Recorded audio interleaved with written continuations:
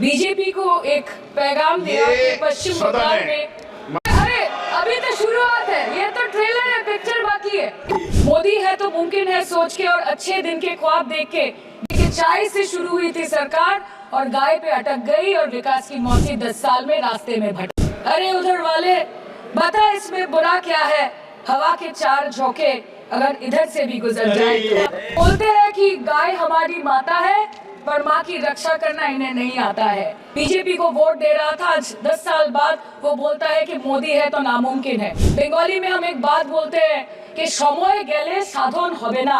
इसका मतलब यही है कि अगर समय चला गया तो साधना नहीं होगी, अगर भक्त रूठ गए तो आराधना नहीं होगी। और 3 से 303 से 240 के आंकड़े बोलते हैं कि इस बार जो आप चले गए तो दोबारा लौटने की संभावना नहीं होगी। बहुत अच्छी है सर, सुनिए इनका।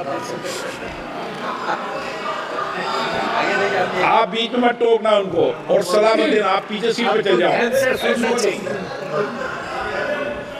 धन्यवाद अध्यक्ष महोदय, आपने मुझे बोलने का मौका दिया। मैं जादवपुर लोकसभा क्षेत्र से पहली बार चुनकर इस सदन में आई हूँ और मैं धन्यवाद देना चाहती हूँ मेरी लीडर ममता बनर्जी और अभिषेक बनर्जी का, और जादवपुर लोकसभा क्षेत्र के सारे वोटरों का जिन्होंने मुझे भारी बहुमत से जिताया और इस सदन में भेज के बीजेपी को एक पैगाम दिया कि पश्चिम बंगाल में। माननीय सदन में इन नेताओं को धन्यवाद नहीं होता। और ये संदेश सर, ये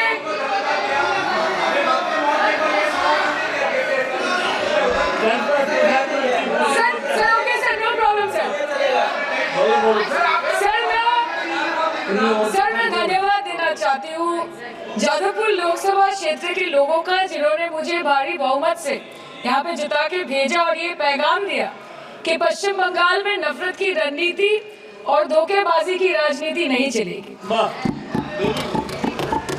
अध्यक्ष महोदय, मैं उम्मीद करूंगी कि आज आप मुझे पूरा बोलने का मौका दें, क्योंकि हाल ही में हुए नीति आयोग की जो मीटिंग हुई थी वहां पे हमारी माननीय मुख्यमंत्री, जो देश की एकमात्र महिला मुख्यमंत्री भी है, उनका माइक बीच राह में ऑफ कर दिया गया था। वो बंगाल के, अरे अभी तो शुरुआत है, ये तो ट्रेलर है, पिक्चर बाकी है। अध्यक्ष महोदय, मैं आपसे ये बोलना चाहती हूँ कि वो बंगाल के हक के लिए यहाँ पे सवाल उठाने आई थी, वो बंगाल के लोगों की बात रखने यहाँ पे आई थी, लेकिन उनका माइक ऑफ कर दिया गया। आपके माध्यम से मैं सदन में उपस्थित वहाँ जो बैठे हैं माननीय सदस्य, कोई भी नीति आयोग या कोई भी घटना को सर एक लाइन अपन डिलीट करेंगे। सर मैं यही बताना चाहती हूँ कि बंगाल के लोगों का गला घोटने का काम किया गया और उनकी आवाज को बंद करने का काम किया गया। आगे जाके बंगाल के लोग आपके पार्टी की माइक ऑफ कर देंगे, बस एक चुनाव बाकी, आप देख लीजिएगा। Sir, all India Trinamool Congress इस सदन और इस देश का 3rd लार्जेस्ट ऑपोजिशन पार्टी है और हम आपसे धन्यवाद हम आपको देते हैं कि आपने हमको रेलवे, स्वास्थ्य, शिक्षा और आज ये पशुपालन जैसे महत्वपूर्ण विषय पे चर्चा करने का मौका दिया। लेकिन तृणमूल कांग्रेस आगे जाके देश के हर महत्वपूर्ण मुद्दे पे बात करेगा, चाहे वो चीन का अनैतिक रूप से इस देश में प्रवेश हो या वो 700 से ऊपर आंदोलन जीवी किसानों की। माननीय सदस्य, आप पहली बार बोल रही हैं, मैं आपको हस्तक्षेप नहीं करना चाहता, लेकिन जिस अनुदानों की मांगों पर चर्चा सर नीट के घोटाले से लेके जीएसटी के बोझ तक, एयरपोर्ट की छत टूट जाने से लेके रेल पटरी से छूट जाने तक, तृणमूल कांग्रेस के सदस्य, हर सांसद देश के हर गंभीर मुद्दे पर चर्चा करेंगे। बस यही आपको बोलना था। Respected sir, Mamati Manush is the Magna Carta of the governance of West Bengal and our party, and I feel truly honored that today I have been given the opportunity to talk on a ministry which is intrinsic to the Mamati Manush of the country. हमारे किसान अपनी मवेशी को, अपनी फसल को माँ की तरह पूछते हैं, जिस खेत में वो हल चलाते हैं उस जमीन को नमन करते हैं। But does this major sector get support from the government? Sir, Indian agriculture supplies around 58% of India's livelihood and is a principal source of income for half of the population, accounting for 17 to 18% of the country's GDP. 70% of India's rural poor depend on livestock and farm animals. But does this sector get what it deserves? इसका जवाब अगर आप देश के किसान से पूछेंगे तो वो आपको यही बात बोलेंगे कि चाय से शुरू हुई थी सरकार और गाय पे अटक गई और विकास की मौसी 10 साल में रास्ते में भटक गई। Sir, exorbitantly high cost of cattle and poultry feed under the mismanagement of this sector by the current government and wholesale fodder inflation hovering between 25% to 28.6% in the last 2 to 3 years, it is a 9-year high. Sir किसान खुद क्या खाएंगे? अपने परिवार के लोगों का खिलाएंगे? अपनी गाय भैंस भेड़ बकरी को क्या खिलाएंगे? सर ऐसे ही वारदात होते हैं जहां गरीबी से जूझता हुआ एक किसान उसको अपनी गाय भेड़ बकरी को बेचने में मजबूर करते हैं और अंत में जाके वो अपनी खुद की जान ले लेते हैं। सर पिछले 10 सालों में 1,12,000 किसानों ने इस देश में आत्महत्या की। एनसीआरबी की एक रिपोर्ट के अनुसार 10 साल में हर दिन इस देश में एवरेज में 30 किसान हर दिन अपनी जान ले लेते हैं। सर इस देश के लोगों का यही है किस्सा कि जिसको जिताया वो राजा की तरह जाएगा और जिन्होंने जिताया वो फकीर की तरह। सर ये बहुत गौरक्षा की भी बातें करते हैं। देश के लोगों को ये पता होना चाहिए that there is a fodder crisis in India and the union minister has himself stated in a written reply in Rajya Sabha that yes, the country is deficit in fodder. So it means that cows are dying without food in government-owned goshalas, especially the BJP-ruled state. 74,000 cattle had died at Panchapools in Sundarnagar and Banaskantha district of Gujarat in the last 3 years. 200 cows were found dead in Madhya Pradesh's Shivpuri district. 173 cows allegedly died in a week in Chhattisgarh. And 74,016 cows had died in Hingonia Gaushala in Jaipur during the previous BJP government in Rajasthan. तो sir पहले खाना ही नहीं मिला, fodder crisis, फिर मिल भी जाए तो इतना महंगा कि किसान खरीद ही नहीं पा रहा है, फॉडर इन्फ्लेशन, और सर खाना मिल भी जाए तो पशुओं की बीमारी। उससे मुकाबला करने के लिए सरकार ने क्या किया? The Parliamentary Standing Committee on Agriculture, Animal Husbandry and Food Processing presented its report which stated that 32.7 lakh cattle were infected by the viral lumpy skin disease across several states and a whopping 2.4 lakh cattle died within months. ये बोलते हैं कि गाय हमारी माता है पर माँ की रक्षा करना इन्हें नहीं आता है। अध्यक्ष महोदय, हम सब जानते हैं कि इस मिनिस्ट्री के अंतर्गत डेयरी भी आता है और भारत इस पूरी दुनिया में दूध के उत्पादन में नंबर 1 है, contributing to almost 24.46% of global milk production. But since the government has not been able to bridge the gap between demand and supply, it has successfully turned the country from being the largest producer of milk to an importer of milk.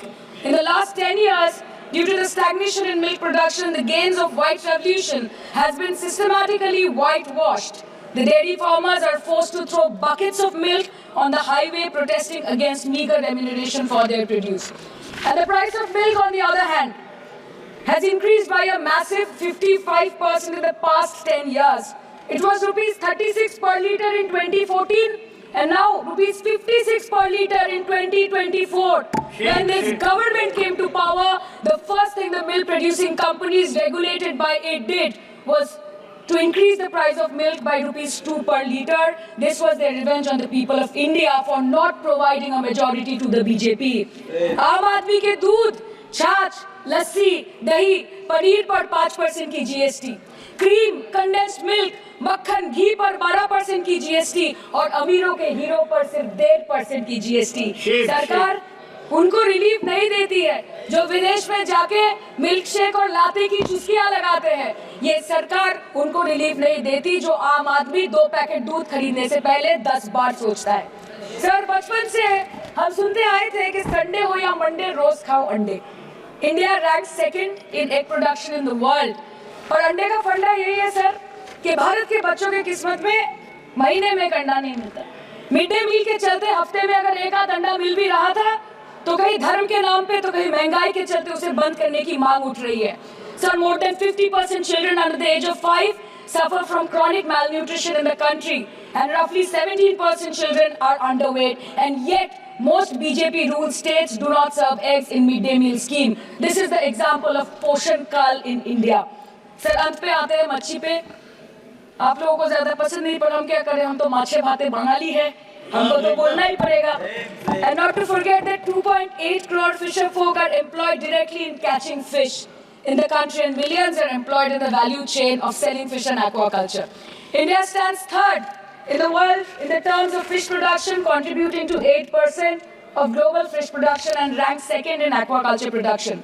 The PM talks about blue revolution, but this government has allocated only 0.045% funds out of the total budget for the flagship scheme, Pradhan Mantri Matsya Sampad Yojana.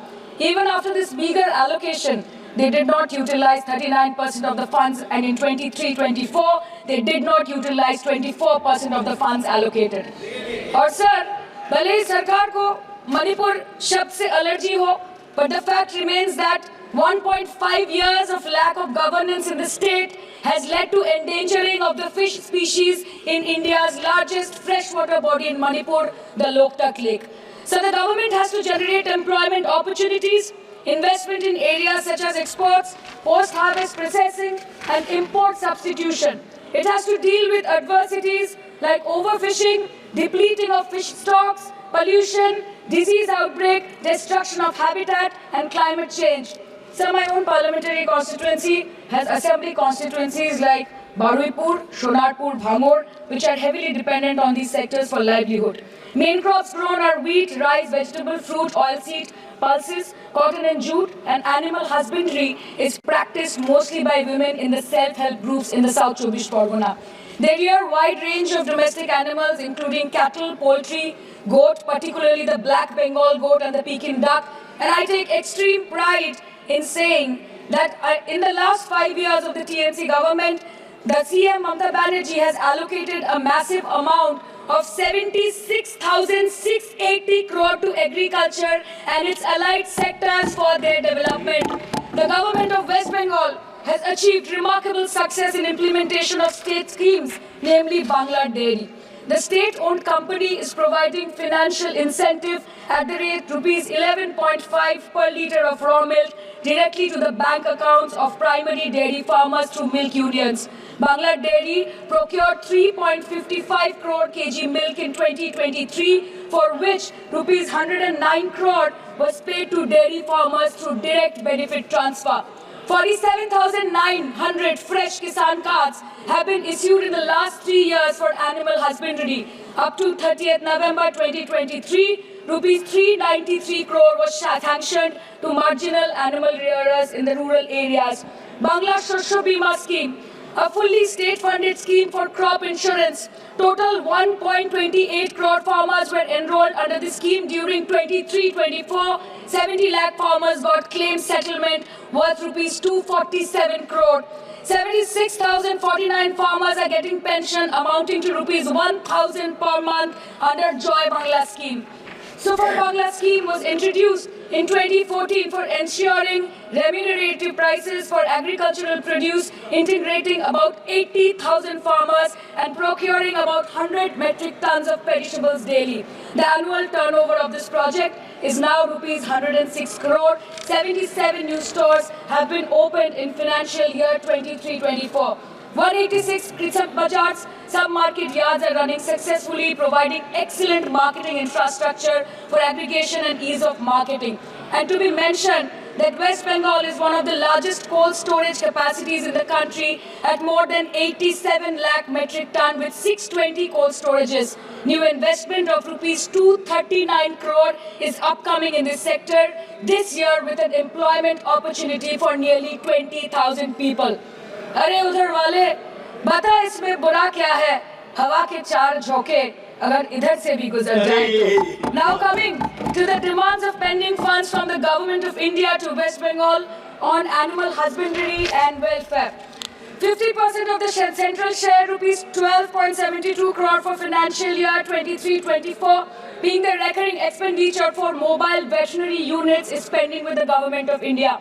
Government of West Bengal requested for sanctioning an additional 126 MVUs for 24-25. However, it was regretted, citing want of funds.